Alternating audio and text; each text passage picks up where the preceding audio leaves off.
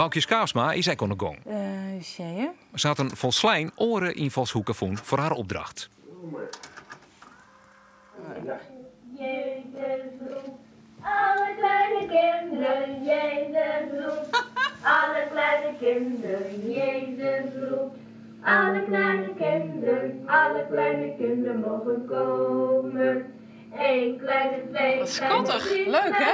Ja, ben ik zo blij dat we dat hebben. Ja. En het in houten mem dat bewaren of is dat zelf altijd bewaren? Nee, zij had het bewaren. Ja. En als dit yes, wat ding dan? Wat voor Ja. gevoel op het in op of wat voor beeld? Nou, ja, gewoon. Ja, vooral de Lietse Frieske band.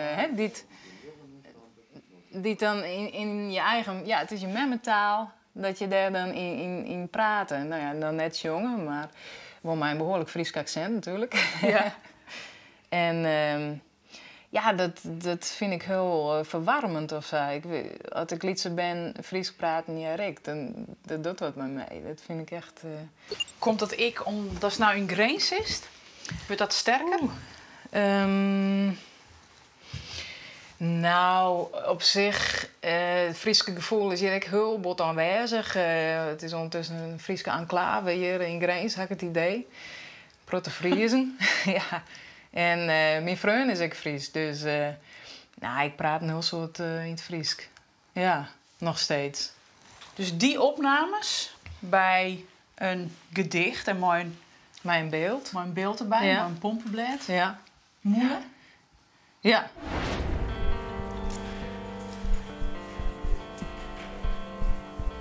Vorige weken hier Boukje dreig om op gong te komen. De entourage, met alle kandidaten, jury en tijdsdruk maken haar verslag. Daar had ze hier thuis geen last van. Al vrij vlot had ze een begin voor haar nieuwe grafische werk.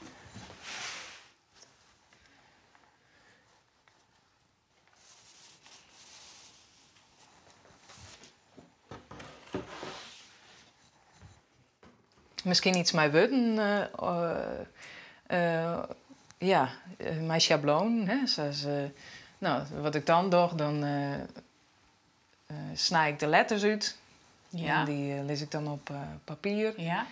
Dan ga ik daar met de inkt toe hinnen en dan ja, ontstaat het woord. En dan lees ik de letters, Oh ja, ja. lees ik erop en dan ja, ga ik erin met de roodjes.